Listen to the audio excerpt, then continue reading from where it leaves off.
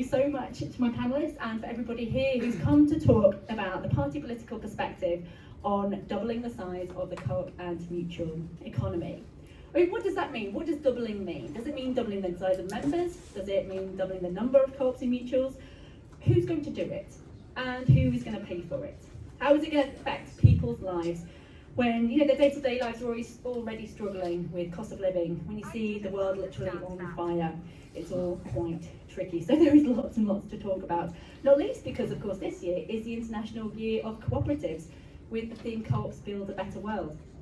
So most of the talk so far about doubling the economy has been at the national level. So our panel is going to look at it slightly different perspective. We're going to look what doubling means at a regional level, a city level, at a local and a sectoral level as well. Because it's not going to work if it's just going to be a top-down process. So I'm just going to introduce my panel very, very briefly, because I know we need to still finish about 7:30 for this. So with us we have Stewart Holroyd, who is a director of Student Co-op Homes. He's a former member of a student housing co-op and is also a member of the Co-op Party.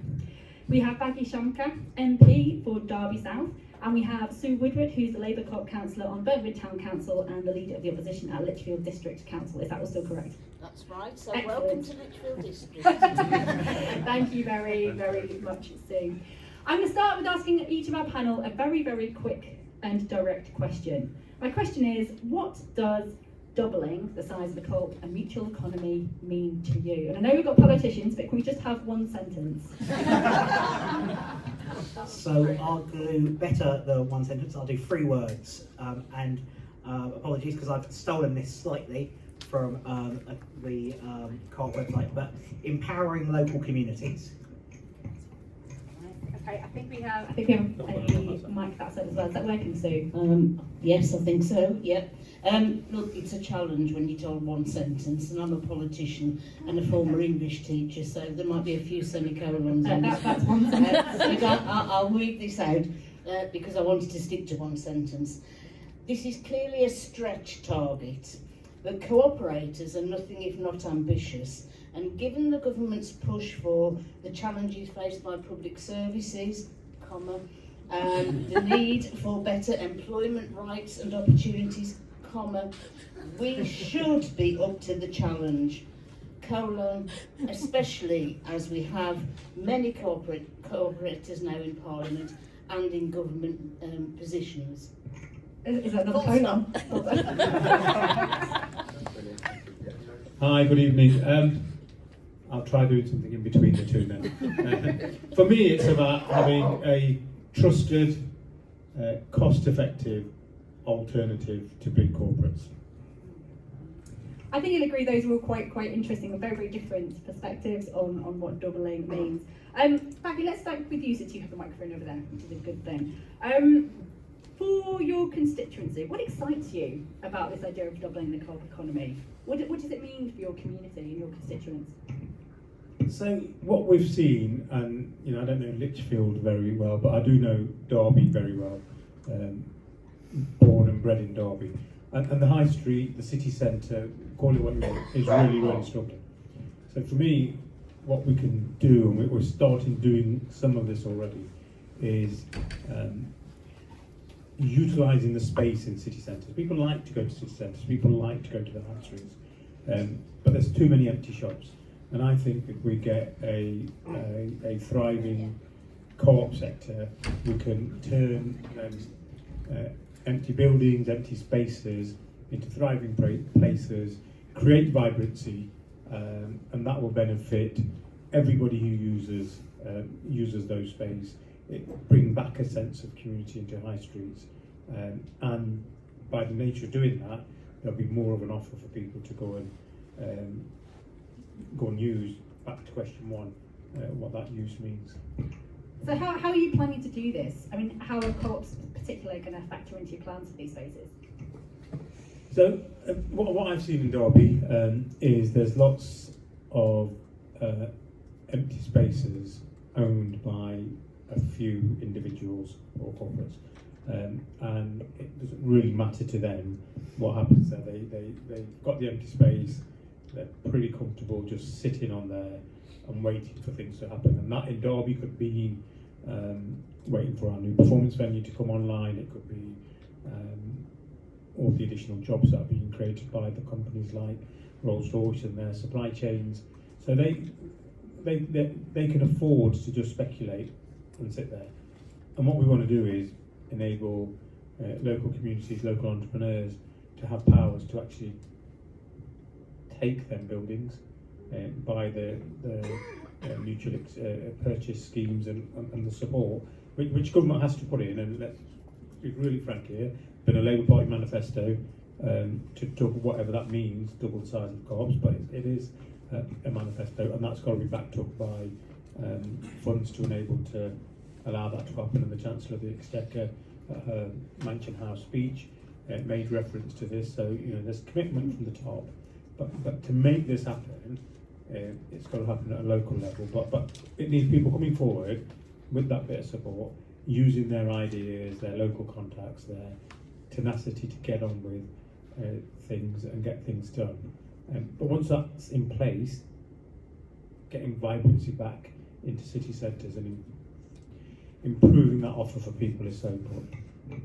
That's really interesting, because there's a fantastic example in East Manchester for Middleton Cooperating. I don't know if anyone's heard of it, but they're doing some fantastic stuff, and they started because a grassroots group of people wanted to take over the massive mill that's in Middleton, that's owned by a Chinese conglomerate, that nothing's happened with it. It's just sitting there, so they're planning to take it over and turn it into a multi-use space, including lots of space for co-ops.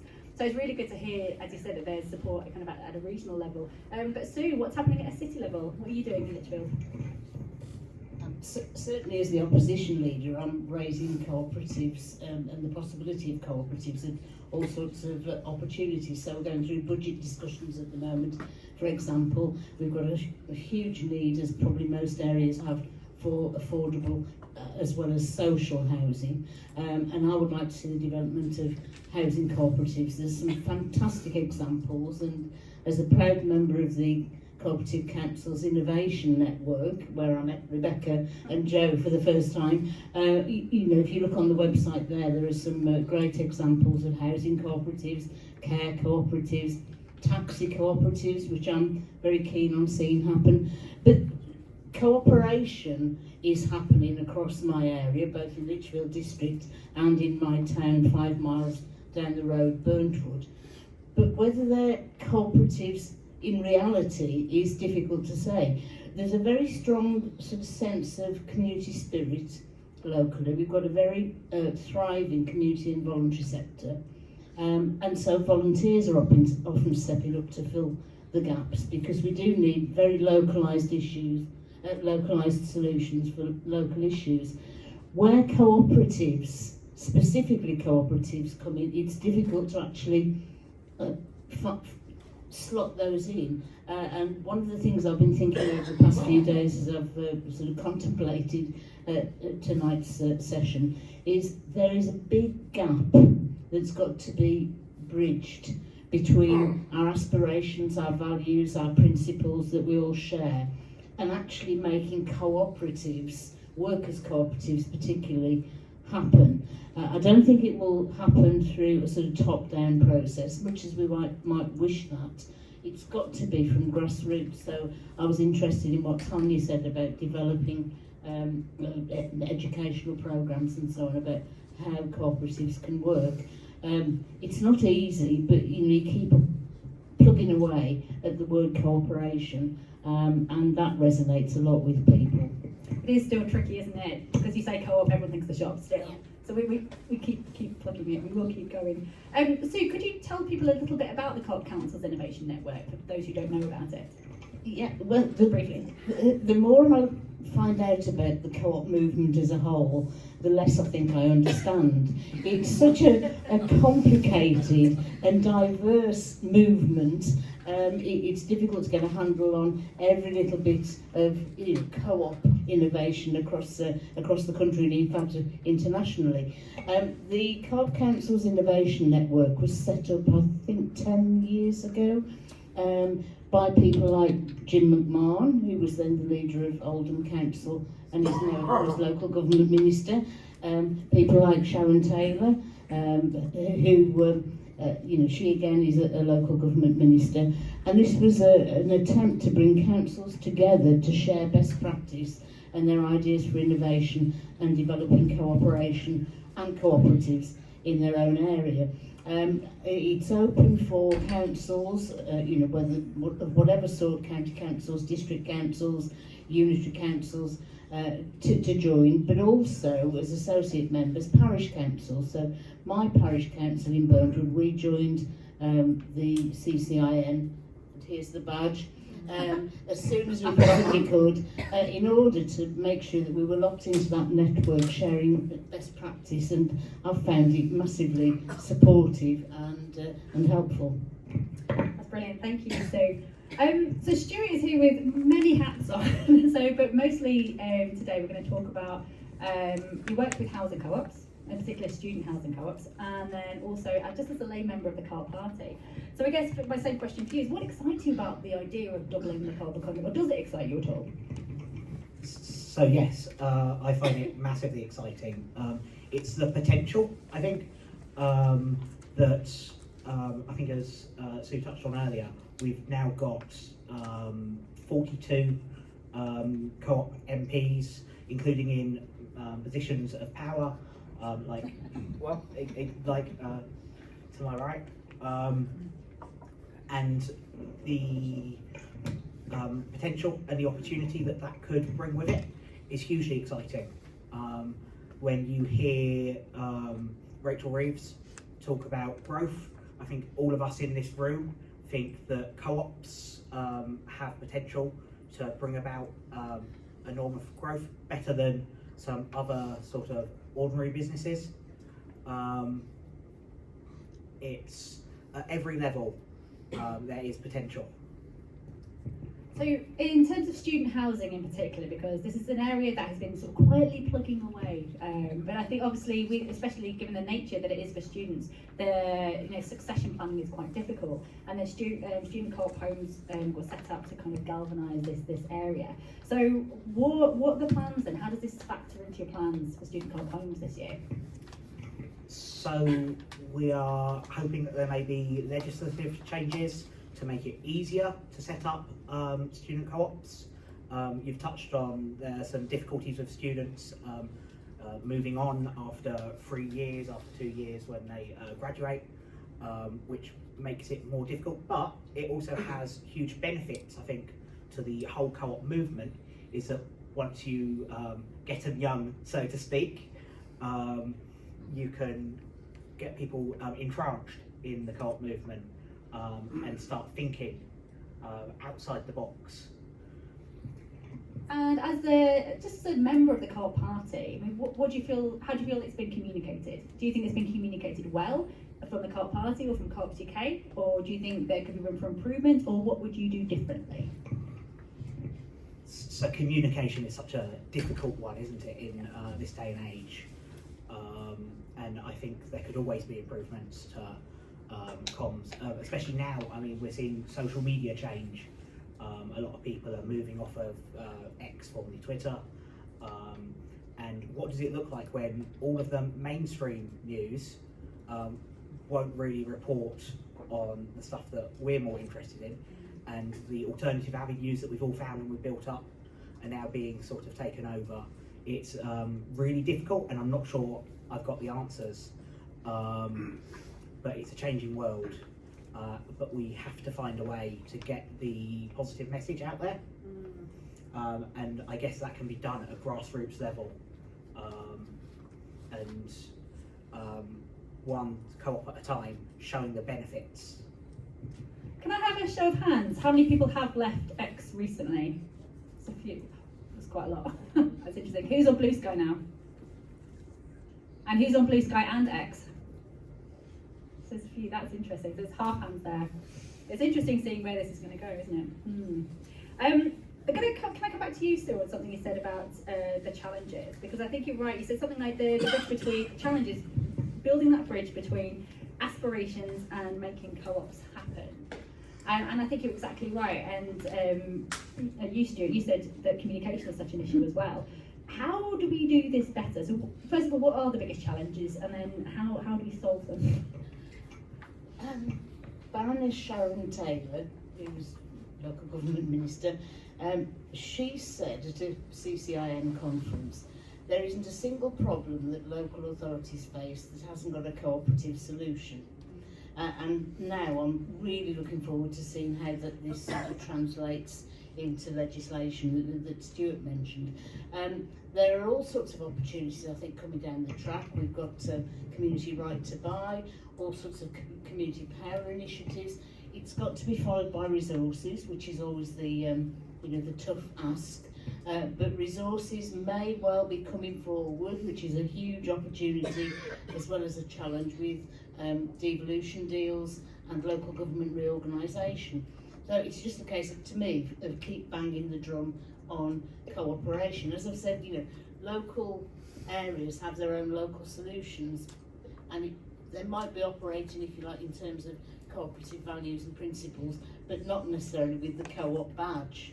And that's the difficulty, actually, sort of flagging up co-op. I said before, it's such a complex and diverse movement, because it's not one single organisation, so it's difficult to get a message across, but perhaps a bit more coordination of the messages and the promotion of co-ops might be a solution.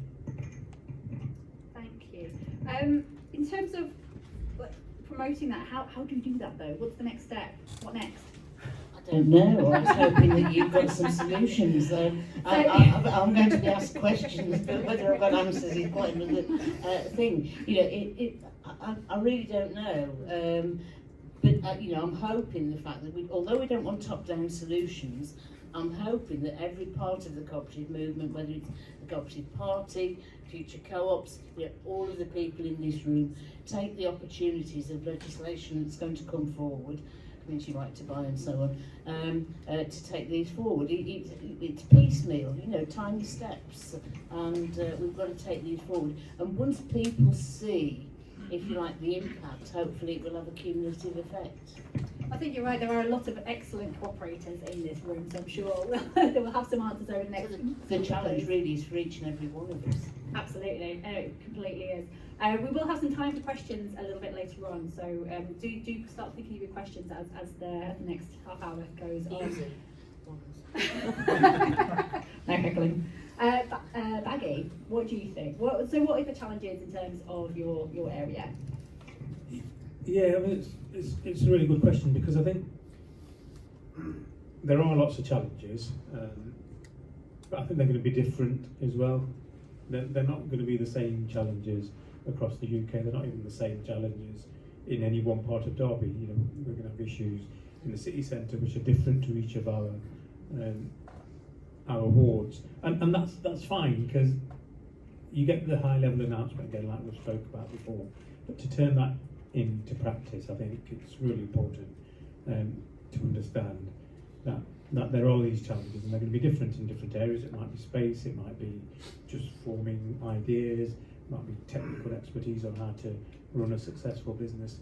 But I think once we identify what those barriers and challenges are, it's then easy to find the opportunities and the solutions. And you've got to do that that degree of work and effort, I think, to make this succeed.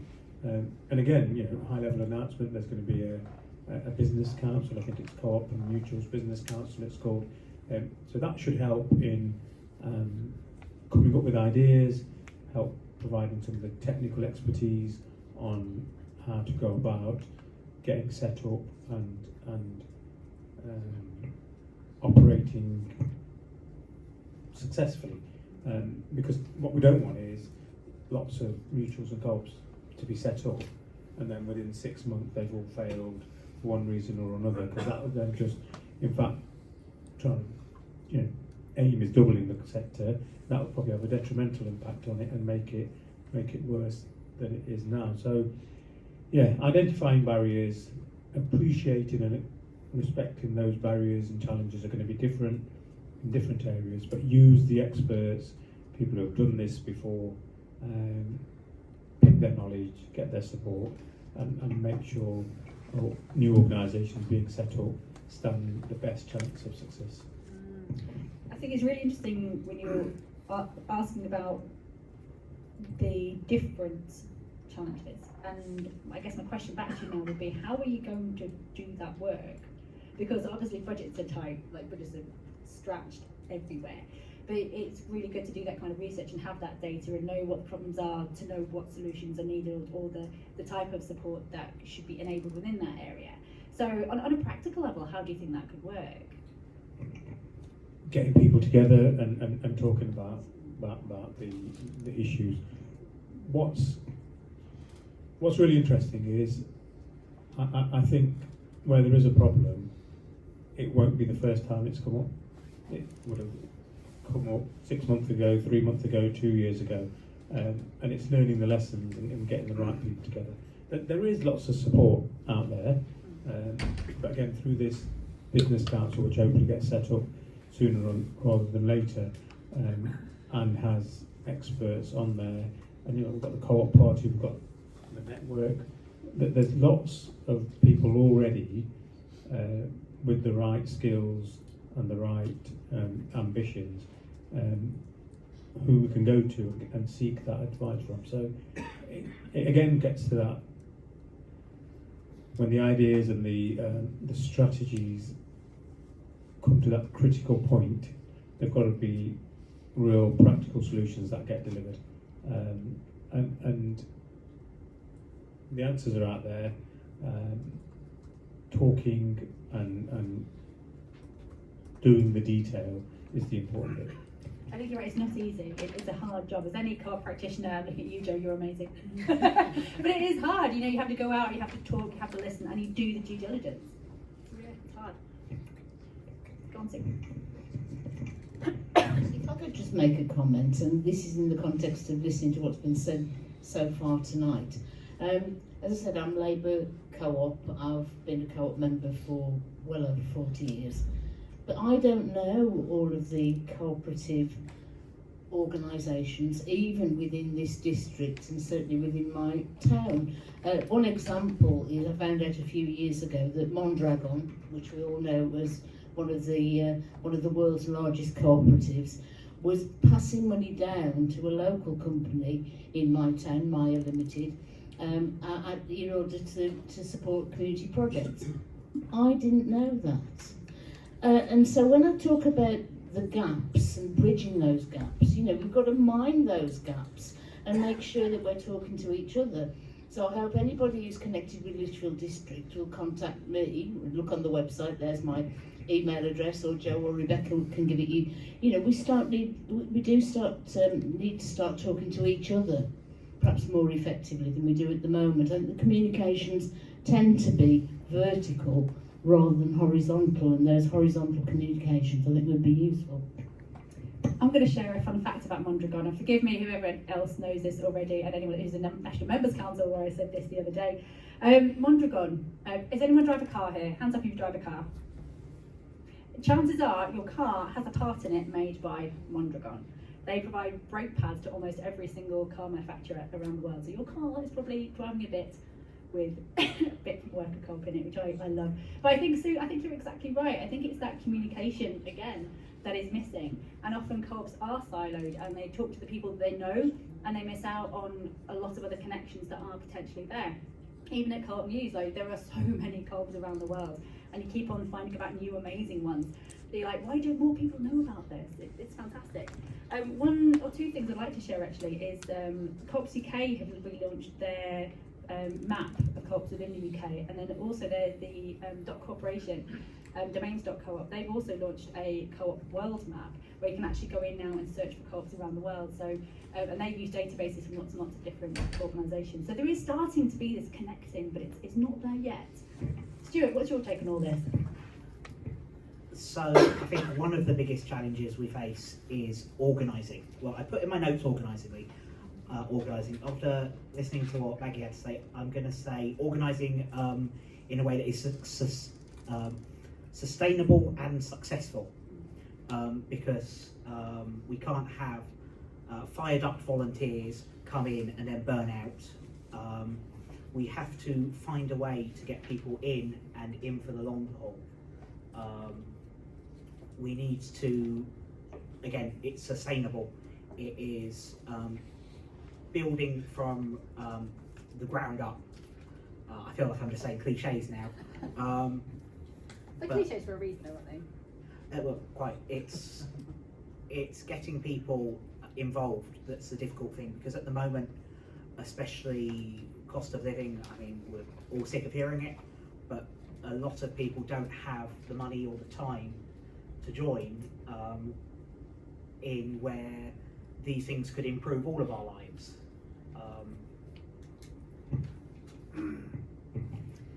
Thank you. I think you're exactly right. But can we go talk specifically about housing co-ops as well? So what's holding housing co-ops back in terms of growth? Because there's some clearly some obvious ones about space and about financing. Is there anything specific to student housing co-ops?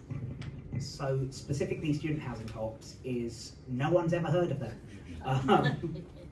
It's a difficult thing when you've got a handful of student co-ops around the UK and a handful of groups wanting to get on the housing ladder to become housing co-ops. It's so unique and it's so niche, and having a network like Student Co-op Homes is very helpful because it gets a way to get the message out there.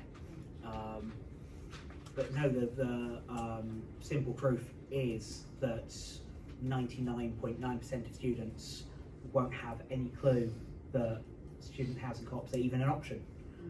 So how do you break the chains when people don't even know that there's a weakness?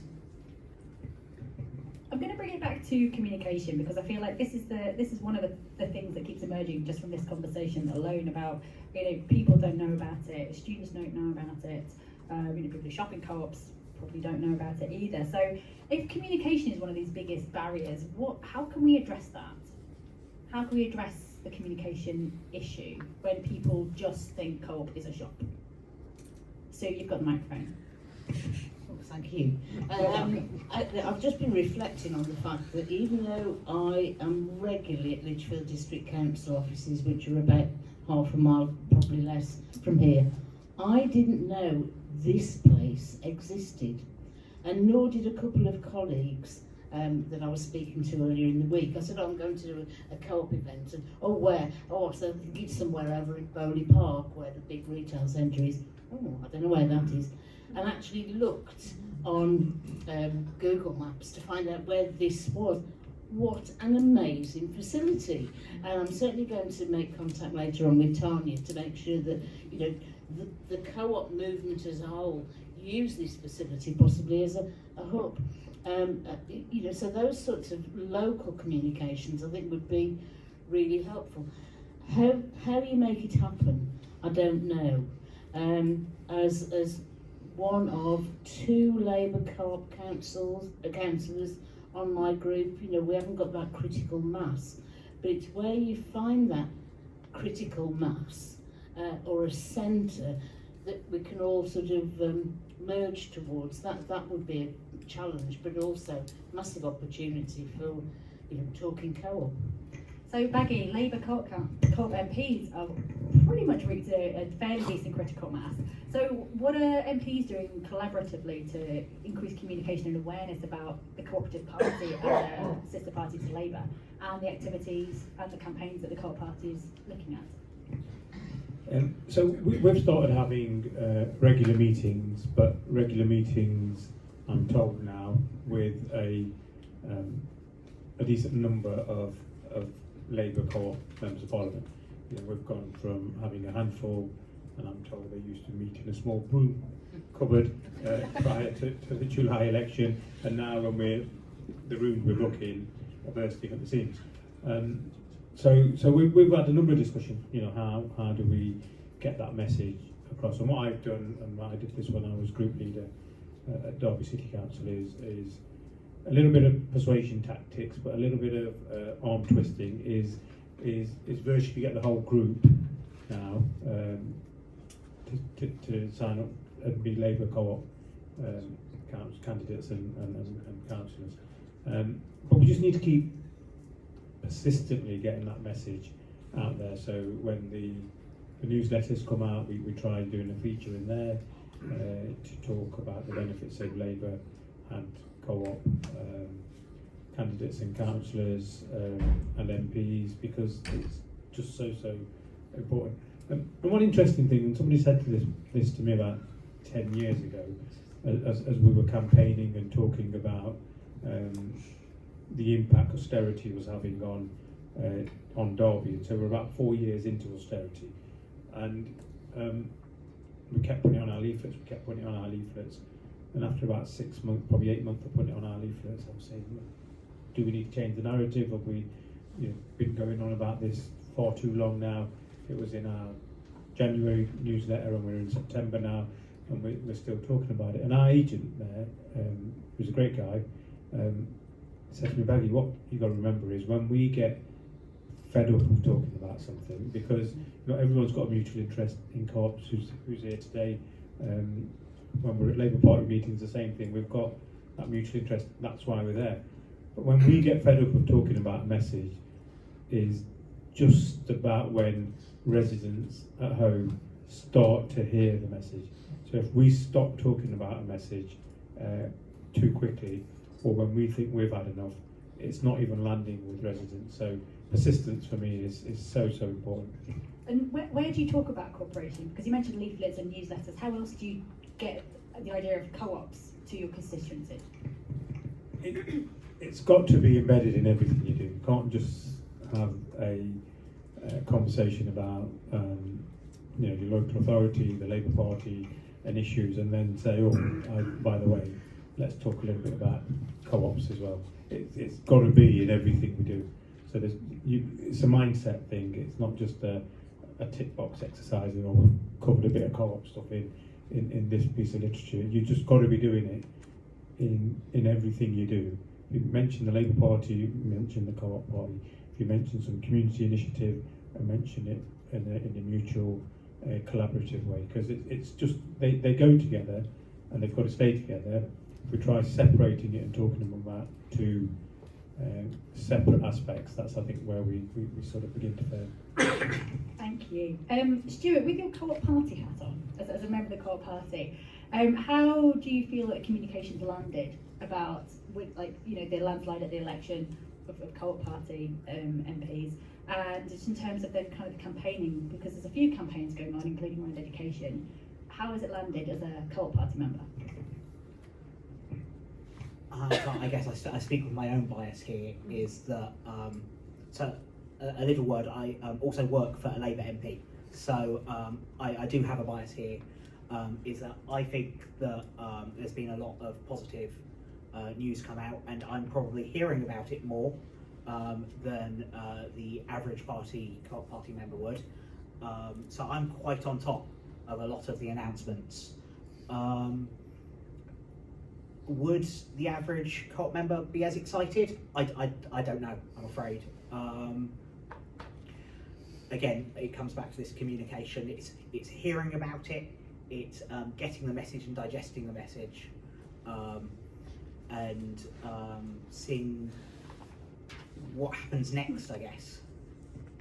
Because as I was saying earlier, there's a lot of potential, but that requires, it's wonderful to see that there's potential, but that requires the movement first. It does. Movement, as literally, we need to move this along. Let's get going. How many people here are members of the Co-op Party? So keep your hand up if you're excited. There's a few come down, a few that are sort of lowered. Okay. There's a few that are very strongly up. There's someone waving at the back, so I think that's a good sign. That's really good to hear. And I'm going to throw it open for questions in a couple of minutes. But before we do that, my final question to our panellists is this: what can people do to help? What can the people in this room do to help? What can Co-op News do to help, or Co-op Futures? What can we do to help you encourage cooperation in your area? Campaign, which I think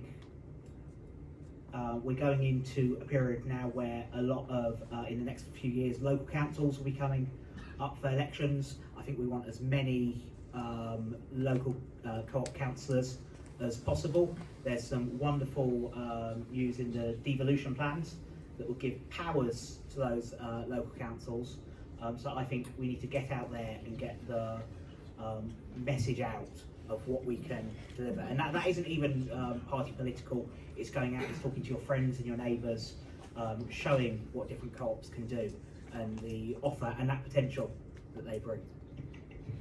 Thank you. Baggy, you've got the microphone now. Look, it's probably the most important question of the evening, because any successful organisation, from all the way from co-ops to corporates to private businesses to the public sector, is got to be and is, and more people are recognising this, and it's not just a cliche. The most important asset is people, and I think the more we can recognise that, the more people can admit that and get people put first on the agenda, and get people, the reason people are recognising that, because they know it's people who make the change. They know it's the strength of any organisation, collaborating and working in unity. Every topic we've touched today ultimately comes back to the people who are doing those actions. So just getting people working together, accepting the most important asset is our people, and allowing those ideas to come, allowing time for the discussions, and then taking them ideas and putting them hard yards in to deliver them into action. But all comes back, and this is where we do it better than anybody. It all comes back to people. Thank you. Sue. Again, it's this sort of communication issue and how we sort of break down those barriers. I'm thinking about the way people relate to the co-op, and it's the case that when people say the word co-op, they think of the co-op shop around the corner or the co-op retail industry. And I just wonder whether there's a big role for co-ops in this area, both central and mid-counties, to say, we're the co-op, how are we going to attract other people who've got any interest in cooperatives at all? We need that sort of almost like beacon in every community, which can then develop a critical mass. I can't do that, I'm afraid, as one of two local Labour co-op councillors. There are bigger organisations with more resources than I can muster, and so it's a challenge really to some of those bigger organisations to say, can you start flying the co-op flag that lots of us can then rally towards? That would be really helpful. Thank you. I'm going to come back to what Baggy just said about allowing time for discussions. So I'm hoping that there are lots of questions bubbling away in this room. There's a few hands up already. Excellent. Oh my gosh, okay. Richard, I think you were first. Do we have a roving mic, or do you want to take this one? I'll take this one, then you can. Who am I going to? Richard.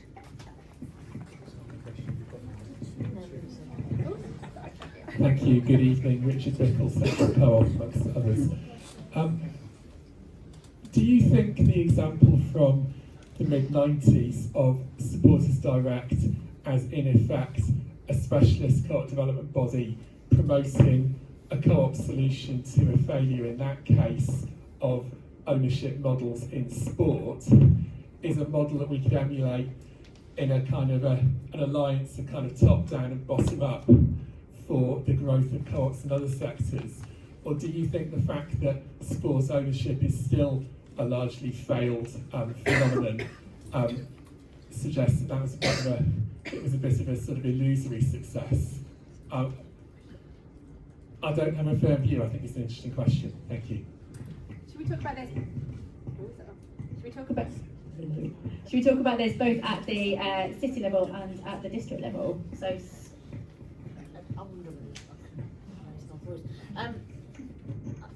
I think there isn't just one model we can look at, and so we can learn from various models, whether they've been successful or failures. You can always learn from those, but you know, in order to get the proper sort of local cooperation, local buy-in from the community, it needs to be a very, you know, rather than having one model that we're trying to impose across communities, I think we've got to work out our own solutions personally.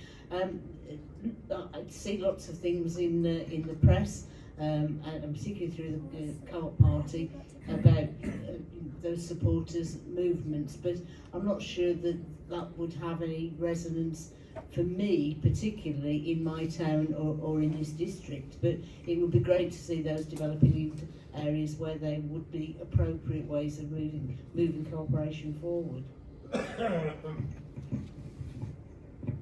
Again, I think, and I think you alluded to this in your question. I don't think there's one model that works better than another. So you know, there can only be one model. I think it's about doing the right thing for what the idea is, and I think there's lots of evidence out there that the consumer's really more conscious now on how businesses that they use to spend their money, how they operate, what their values are, what their ethics are, and more companies and societies and co-ops really need to, and I think they do understand that. Otherwise, they can see themselves missing out. But again, I think there's enough flexibility to be able to remain appealing, but at the heart of this is to be sustainable, because if you're not sustainable, you're not going to survive.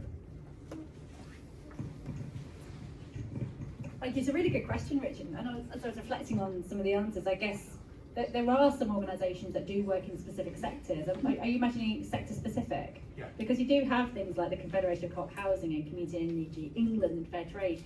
So I wonder if one step towards that would be actually first identifying the sectors where that could work, where there is a lack of co-ops. It's an interesting one.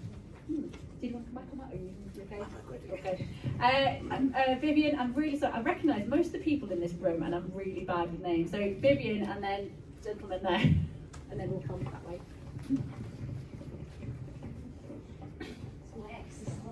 Apologies, this is going to be a bit more of a rant than a question. Vivian, I'm going to time you. You've got 2 minutes. Look, I was a bit distressed when I heard this phrase, a stretch target. You know, the Rochdale pioneers did not think, oh, getting a shop open and stuff would be a stretch target. They said, we have 5 aims. On top of this, we have 5 aims. We want to take over a farm. We want to build housing for our members. We want to own factories. We want to own the means of production. You know, and you know what? They actually went and did it over time. The co-op movement, within their lifetimes, had done all that. They ended up with the largest shipping company in the world, or shipping operation in the world. They had a vision and they did it. It's not good enough for us to sit here and say, well, that's a stretch target. We have the opportunity of our lifetimes. I've been involved in this movement for 40 years. You didn't listen to the second point that I made, that co-operators are always ambitious and want to try and meet. Yes, but that we're in danger of being in a situation where we're saying, isn't it wonderful that the government wants to double the size of the co-op movement? And the government is saying, isn't it wonderful that the co-op movement are going to go and double themselves? Carry on. You know, we actually need to grasp this opportunity and do it, because the country is full of problems that could be solved by co-ops much more cheaply than the government could do it. You've had 1 minute. Last night I was at a Labour Party meeting where Bill Esterson, who's the chair of the Energy Security and Net Zero Select Committee, was speaking about the transition to net zero.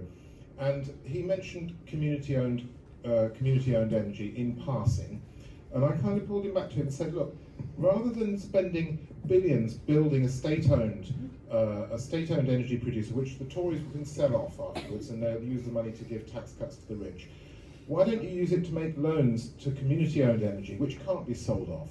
Yeah. And he said, well, yes, we like community energy. We're doing an inquiry into it at the moment. We think it's very good, but you've got to be realistic.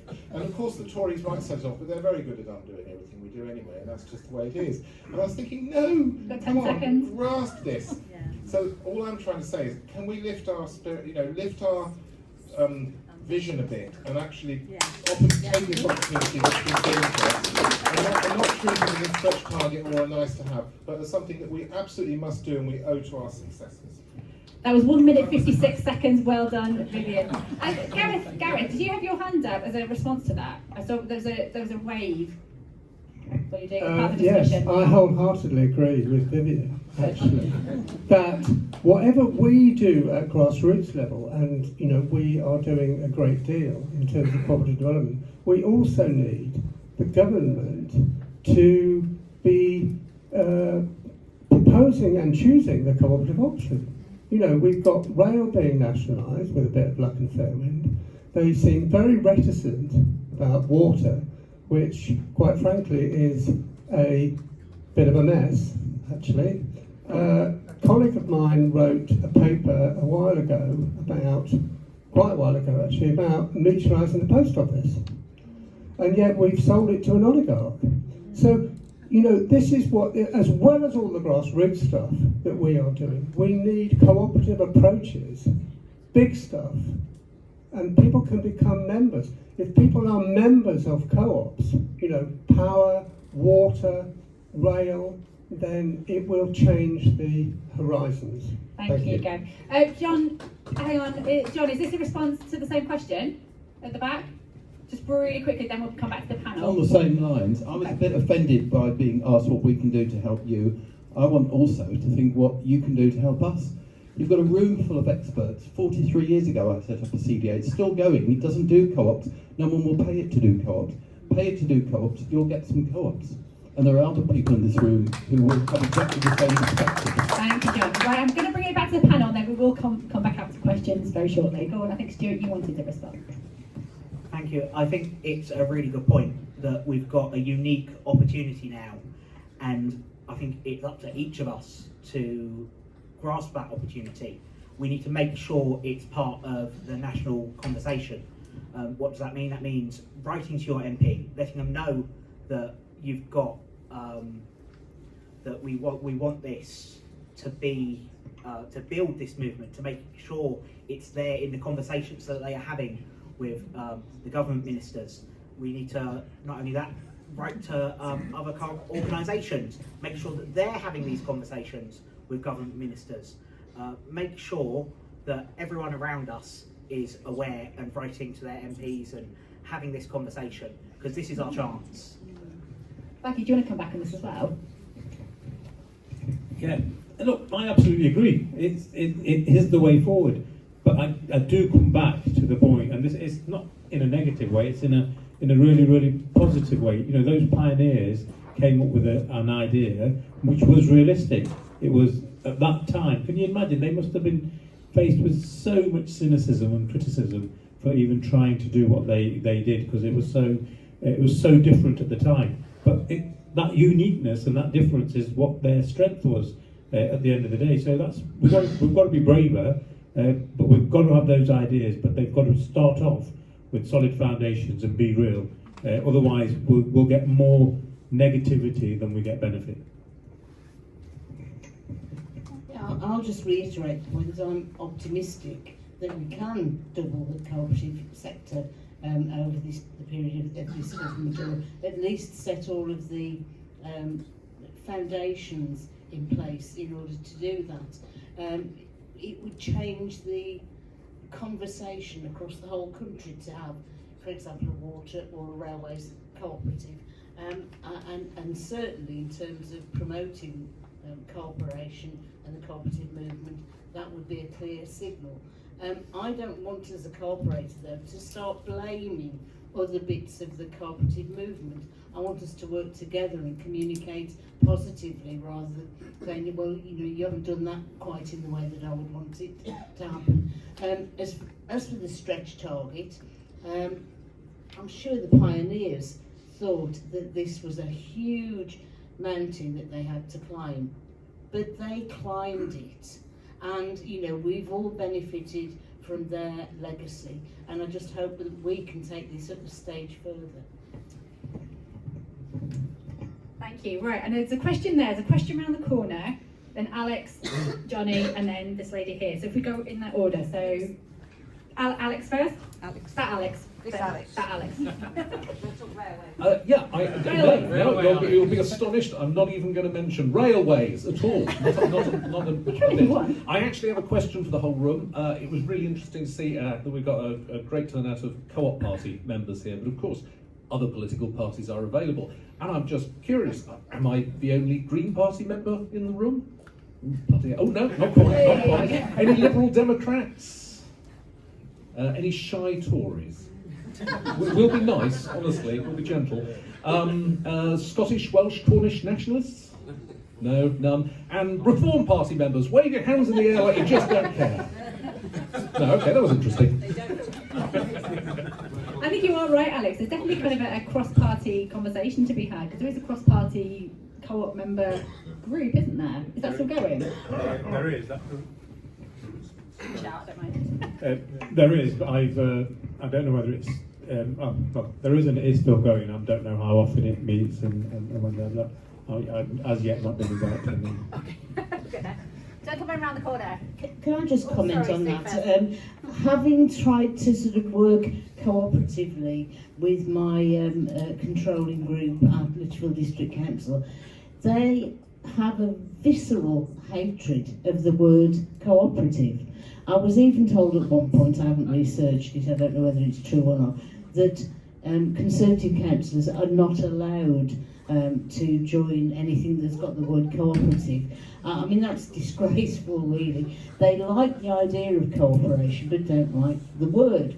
And so the word that they want to use constantly is collegiate. We'll work collegiately rather than cooperatively. And I just sort of use the word cooperatively as much as I can. Hello, Danny Douglas, Central England Co-op and some other co-ops as well. It's great to meet you, Sue.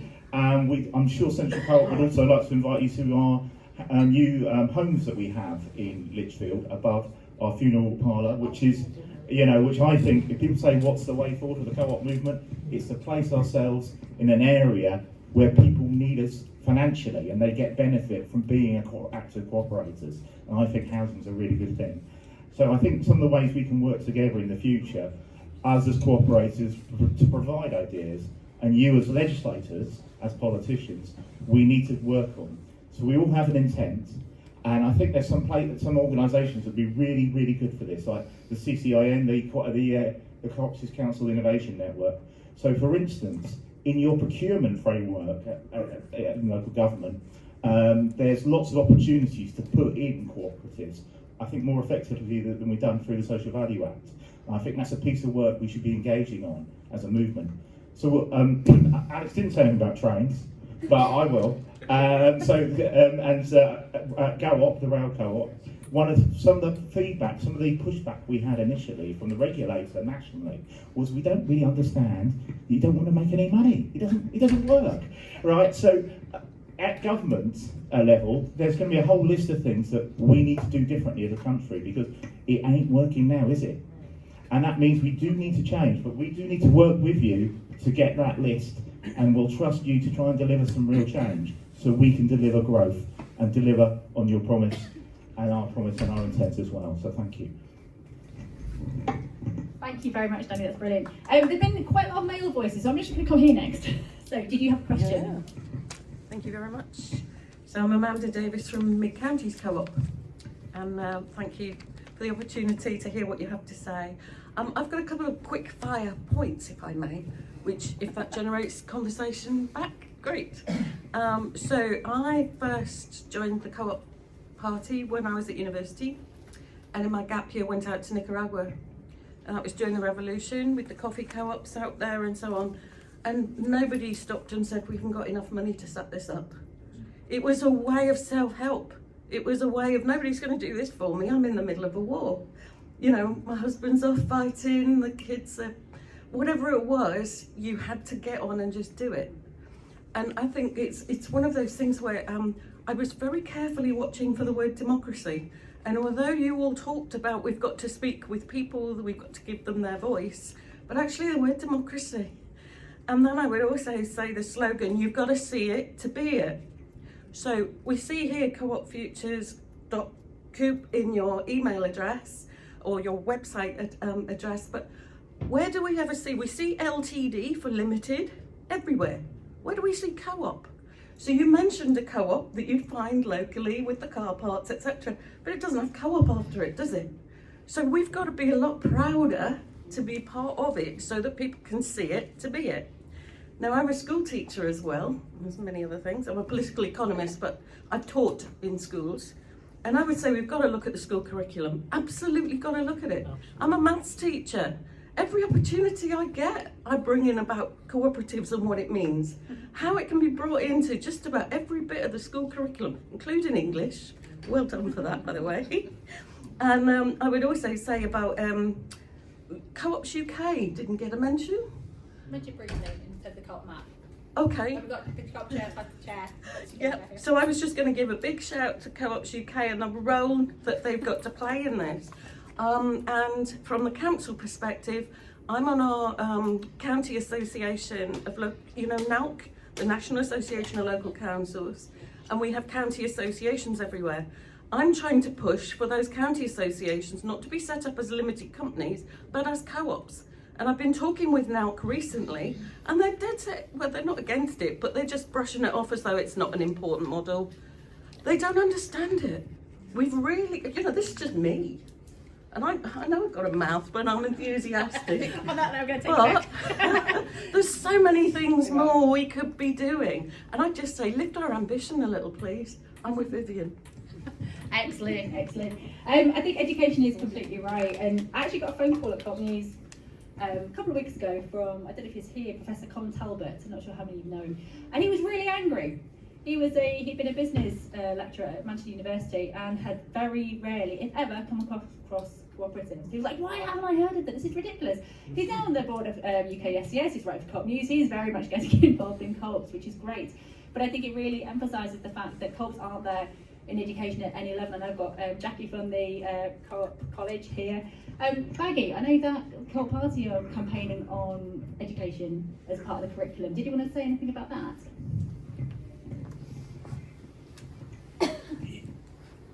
It's absolutely the right thing to do to campaign on it, and it's absolutely right to start reviewing the curriculum to make the changes that we, with our beliefs, think that are needed. And that sort of started with the welfare, or the children's welfare bill, because it's such an important piece of legislation to protect children, to help families, make it easier and more affordable. The changes around breakfast clubs and school uniforms and things like that, which, let's not forget, the Tories and the Reform, with a bit of support from the Lib Dems, were trying to sabotage right at the last minute. But again, yeah, there's more we can do. And Bridget Phillipson, I almost forgot her name there. Bridget Phillipson is having a review of the curriculum, and if there are ideas there, I don't know more myself. Please do write to your local MPs, use me or the Labour and Co-op MPs, and send those ideas to us, because I know we're going to get criticism as a new government. We're doing lots and lots of reviews, but that's how you make the change. We've got to do these reviews early on in this term to do what we've said in our manifesto, but really to assess what are the decent changes that we can make that are going to have a longer and lasting impact in so many parts of society, and education is one of the fundamental parts that we need to change. Thank you. Cheryl, I know you want to say something, so we'll go Cheryl, then John, then Johnny. Thank you. I am a cooperator. I'm on the board of a cooperative development group in Sheffield. I'm the ex-vice chair of the Co-op Party, still a member, and I'm the current chair of Co-ops UK. Lots of hats. As well as being on CCIM yeah, on behalf of Co-ops UK. And I think what I'm looking for is that we move past campaigning, because we won the election. We've got more MPs and councillors than we've ever had, So what I'm waiting to hear now is co-production. We've done a lot of the campaigning, we've won the election. How can we at Co-ops UK, because I tend to think of us as the oil and the glue, support all of our cooperators across all the segments and sectors, what do you want from us? What can we reasonably deliver? And how can we get ourselves together so that we co-produce with you? Because you've got your hands on the levers of power, but sitting on this side of the room is the people who know how to develop co-ops. And I think we need to start talking pretty quickly across the co-op sectors about how we move on to that next stage, is past campaigning and on to developing. Thank you, Cheryl. Very, very good point there. John Nutt. Thank you. I'm here with my Co-op Community Finance Board hat on, but I also just want to hark back to Richard's point and say I'm a proud member of Exeter City Football Club, a fan-owned club. And I think I wanted to build on that point about sectoral models, because one of the most successful things we've been involved in Co-op Community Finance for the last few years is the More Than a Pub programme. And what that really has is three elements. One, which is we've talked a lot about tonight, which is the ideas and the passion and the grassroots community, which is out there, but it's not enough on its own. And what really makes the difference is the resources. And I think, again, it's been touched on, the two parts of resources are key. Money obviously is one of them, but actually it's not the most important one, because there are lots of different ways to bring in pieces of money, and that's Tim's expertise and our colleagues who work at CCF. But where the real challenge is the expert advice. And actually, when I first got involved in the co-op sector, every local authority had a co-op development agency as part of its sort of community development fraction. And that, no, I'm not saying we need to go back to that model, but what we find now is that there is a real lack of experienced co-op development workers, and that's the challenge, I think. It doesn't matter how many good ideas you've got, if you haven't got the advice. So I suppose what I'm asking is there a commitment to say, actually, it's not just about creating pots of money, it's about making sure that the growth of the co-op development sector is a critical part of not just the starting new co-ops, but also sustainability. And is that something that you can tell us is part of the plan, and if not, could you take that message back? Yeah, so I'm just going to refer quickly, if I may, back to the Chancellor's speech at Mansion House or whatever that posh place was. And in there, she did make that commitment to setting up the Mutual and Co-ops Business Council. And a key aspect of what they were, or that council is going to be tasked to do, is use experiences and knowledge from success stories in this area, and be able to provide that technical expertise to people who are interested.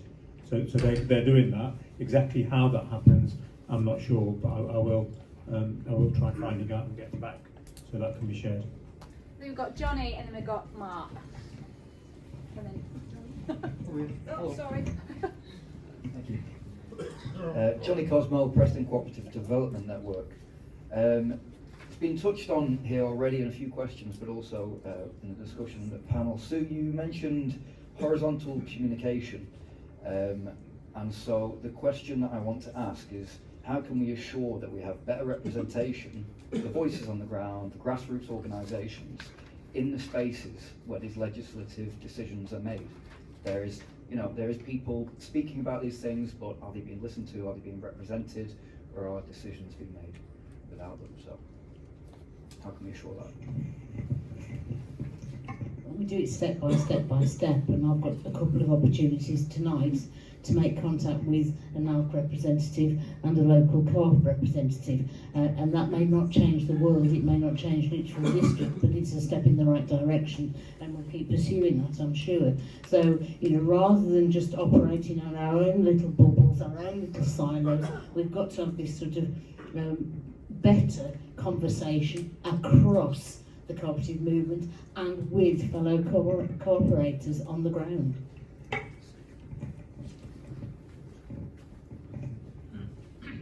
Thank you. I think I'd like to throw a question back out to the room. Talk about horizontal communication. We've got a room full of experts.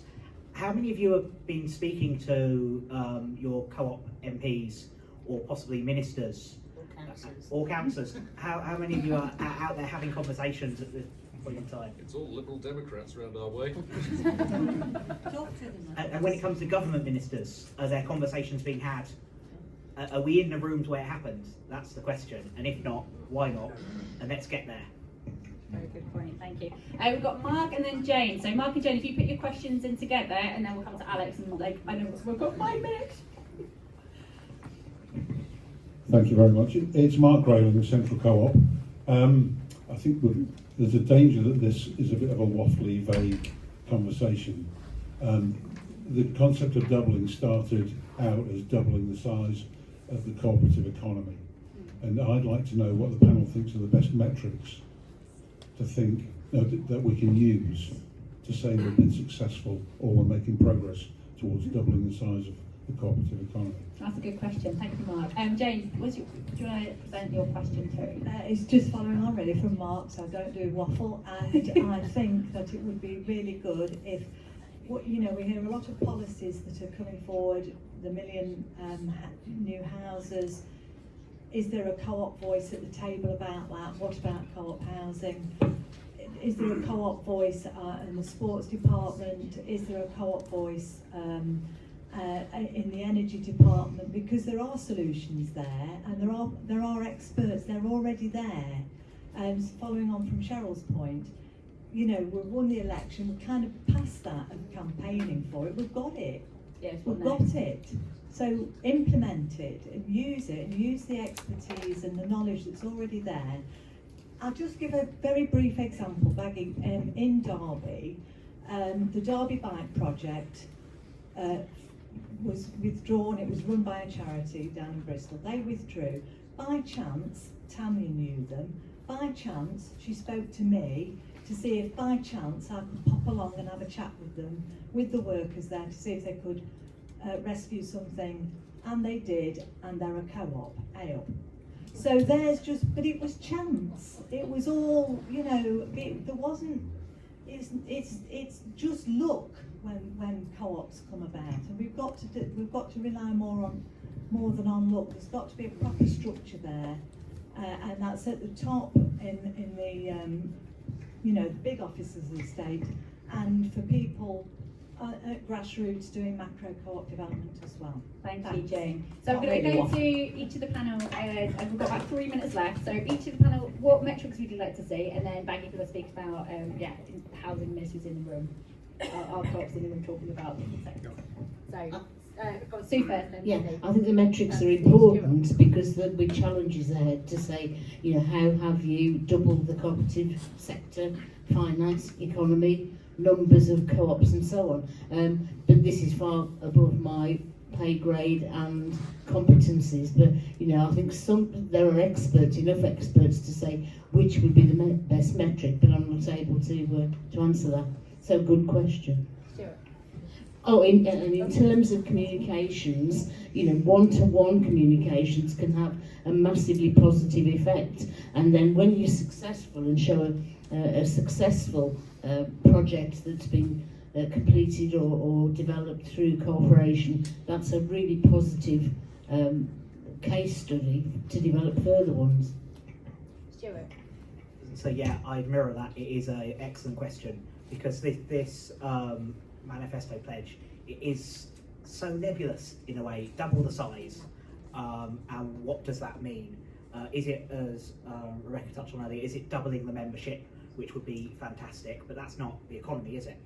If you're Rachel Reeves, you're probably thinking it's about growth, it's about doubling in monetary terms, but I think maybe we all need to come together and decide a target so that we can actually aim for something.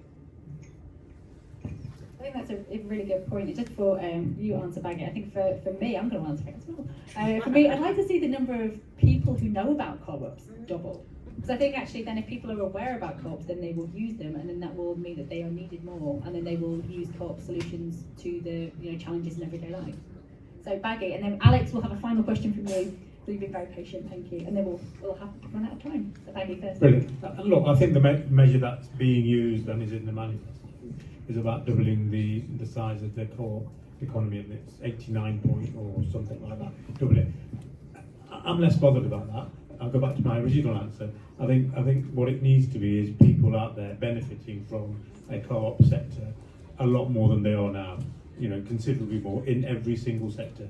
And that's not waffle. That's, I think, just real talk to say there's a lot more to be done. Let's crack on the development and the doing rather than talk about it. And if it turns out it's 60 billion more than it is now, not quite 89 billion in 4 or 5 years' time, I'll take that, because I think that's good enough. It's a significant increase.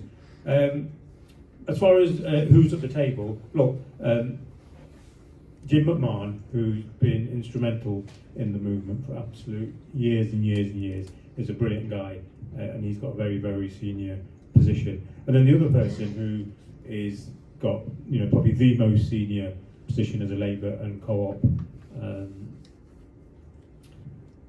political leader in this field is Johnny Reynolds, who's the Secretary of State for the Department of Business and Trade. Whenever I've heard Johnny Reynolds speak, he is banging his drum, you know, really, really loud and clear. Thank you. Right, we've just on 7:31, but Alex, go on, one last quick question. Sorry, Joe. It's more of a point than a question, and therefore that will speed up the. It's very much dear to me, dear to my heart, is the cross-party groups. And you mentioned cross-party groups at Westminster. There actually still isn't a cooperative cross-party group at Westminster. There's one on credit unions and there's one on mutuals. Now, we've got them in Scotland and in Wales and in Northern Ireland, and I established the one in Wales. Very proud of the fact that we got there first. The Scots were only 2 weeks behind us, so good credit to them. Northern Ireland came a bit later on, and we managed to get all three together on 2 occasions to actually start talking across the regions. The real importance of them, and I think that's why it's fundamental that we get one at Westminster, is they're neutral, non-political spaces, and therefore the civil servants can come and be educated. The civil servants can't turn up to co-op party groups, but they can turn up to cross-party groups on co-ops. So the simple question is, are you going to do it? That's a good question. Are you going to do it, Baggy? Are you going to set up a cross-party group on cooperatives? I really thought there was one. I thought Gareth Thomas chaired it. Yeah, look, I'll take it back, and the likes of Joe and guys will sort it out. We'll sort Okay, it's a really good point, Alex. Thank you. I think that's a really good place to finish it off, because my child's probably going to fall asleep very soon. Be very patient, darling. Thank you. I just want to say, first of all, thank you very much to Co-op Futures for inviting us, all the panel. And I think it's really a really interesting conversation. I'm glad we had this actually fairly wide-ranging discussion, and I hope it continues tomorrow. I heard a thing, I think it was at Co-op Futures a few years ago, before COVID, about how the co-op movement, it doesn't cooperate and it doesn't move.